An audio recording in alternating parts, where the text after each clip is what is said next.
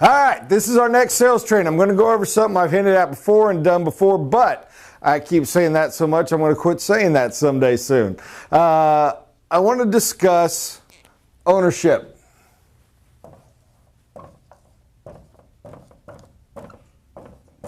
I'm going to try to make this as humorous as I can. I'll succeed at times and fail at times, as you all already know. Ownership. There's an old fun saying, I don't know if it's true or not, doesn't really matter, but it is that possession is 90% of the law. Whoever has it, owns it.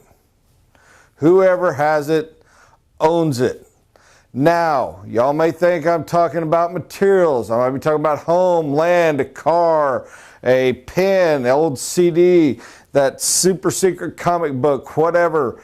That is not what I'm talking about. I am talking about problems. And equally, and bonded to, I will separate them as much as I can, but I will fail at times, emotions.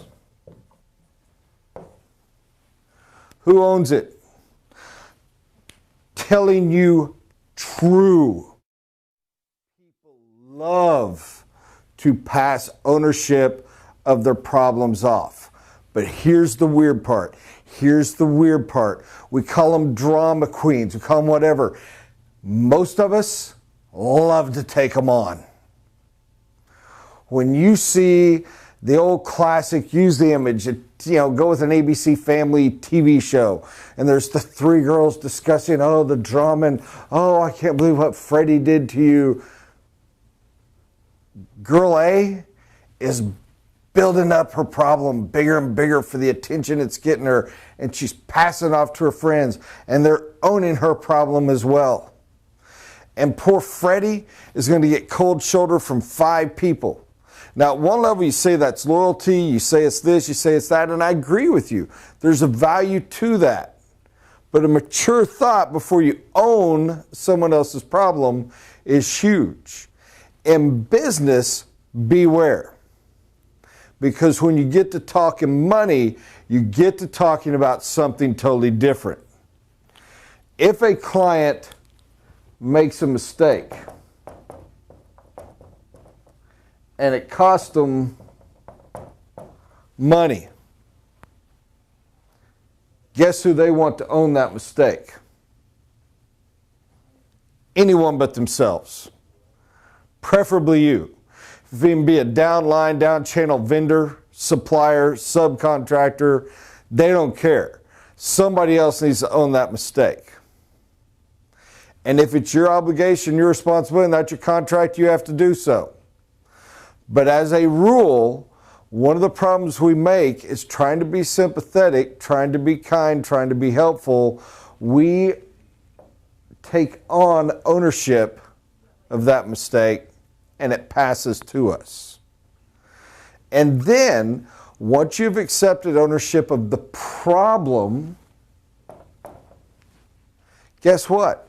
In the client's mind, they're so happy because you also just took on ownership for the debt.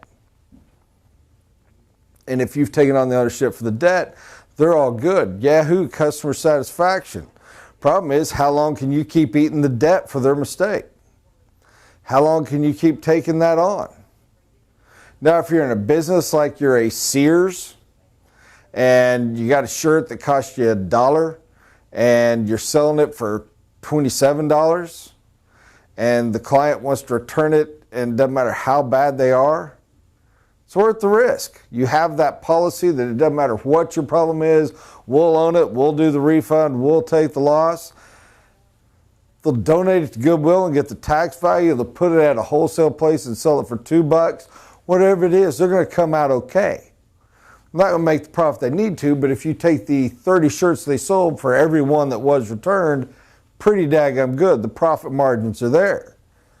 If you're building a home and your profit margin is not so high, you have a whole different beast. If you have a sub in the middle, who's the builder?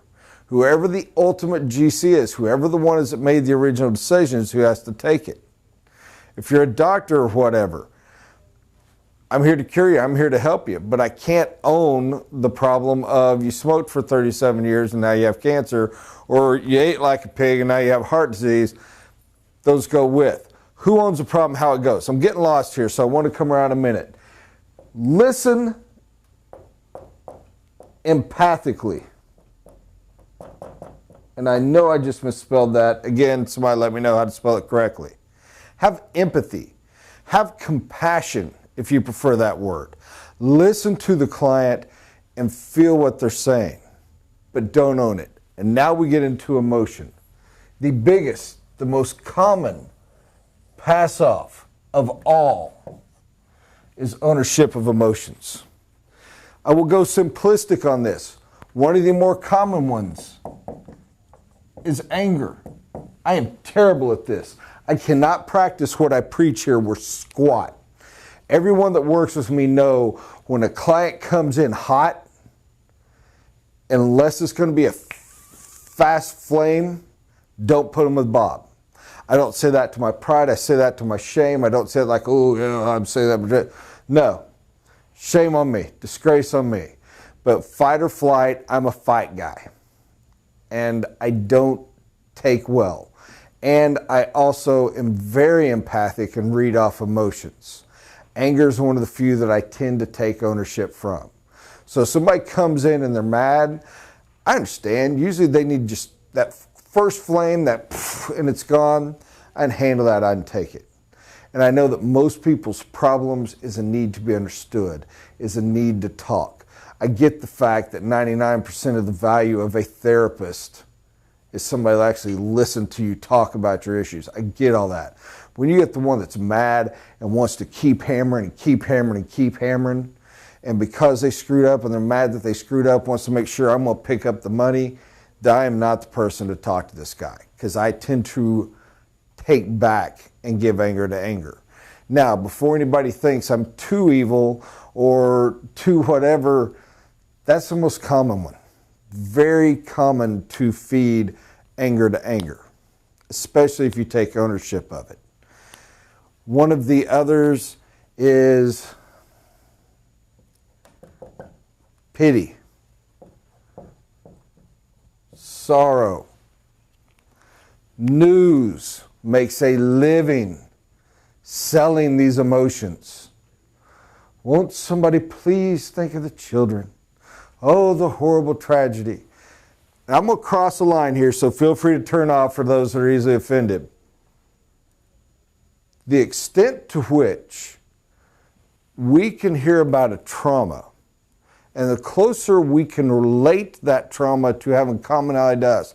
In other words, a horrible happening in a town that looks similar to yours, that has similar businesses and restaurants and airports, and the people look like you look, you're going to relate to that trauma much more than a rural village in a foreign country that doesn't have the stores and the restaurants and the poverty, and they have a different skin color and everything else from you. You will. But still, if it's sold correctly and the humanity is put forth, you'll relate even to that. The sorrow, the depression, the trauma people go through from the tragic death of somebody they have never met, will never meet, will never meet anyone that even knew or met these people. It's fascinating. It's absolutely fascinating. I'm not knocking the horror. I'm not knocking the logic. But I am just absolutely amazed. And I'm even going to do my very, very best not to use an exact example, but I'm going to kind of use one. You get a horrible shooting in an area, and you are way over here. But there's enough similarity.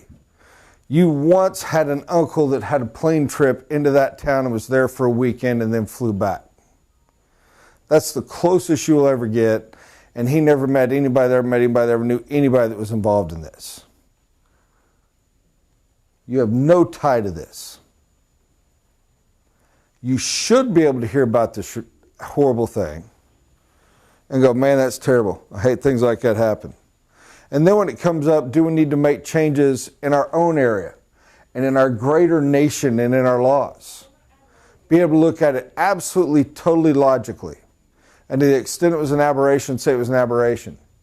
To the extent to say these are the problems and these are the changes we need to make, and even be able to wisely, intelligently realize that the problems and changes need to be made may not be the ones that are most blatantly obvious and simple. Gun control may not be the issue. Proper mental health services, a change in how we handle education. Some of these things may absolutely be the issue, but what we're going to focus on is the other. The knee-jerk reaction law, you should be able to do that. But here's why you can't and why you don't. Because you see it, and the news plays the horror, the drama, the pity.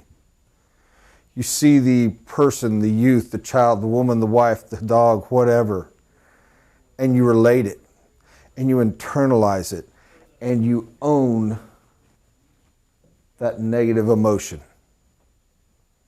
And now you have ownership of this. This thing had nothing to do with you. The closest your relationship to this is a show on a TV program.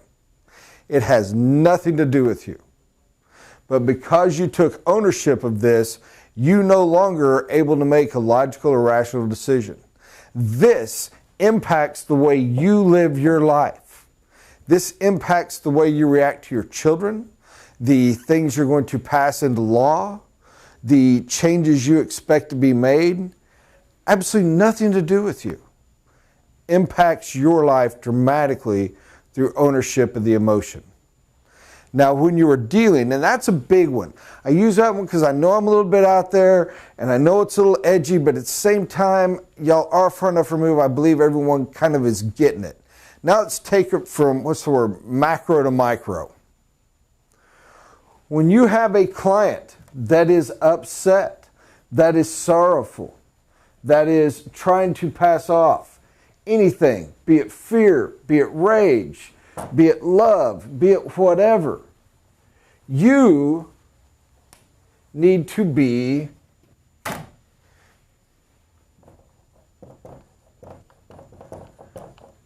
empathic to the bone.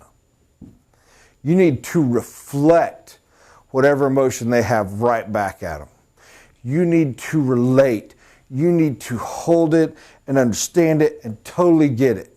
Matter of fact, I will even challenge you, if you're strong enough to do this, and you will be eventually as you practice, take it in, take it in, take it in. But as soon as you're done, take it out and lay it back on them. Do not own their emotions. You own their emotions, you own their problems. You own their problems, you are the one responsible. You do not have the ability to fix those problems in the proper way.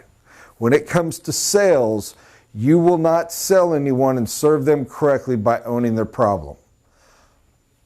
Taking them on, understanding it, reflecting them back, all has value.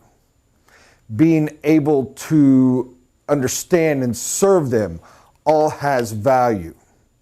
But if you own it, you're trying to solve a problem that is now part yours. How can you sell? How can you serve? How can you advise? How can you consult on your own issue? Relate. Have empathy. Don't let them pass it off.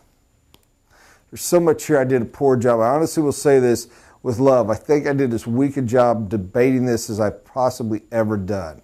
That's okay. I hope you get the point, and I hope there's some value to it. Thank you all so much. Have a great day.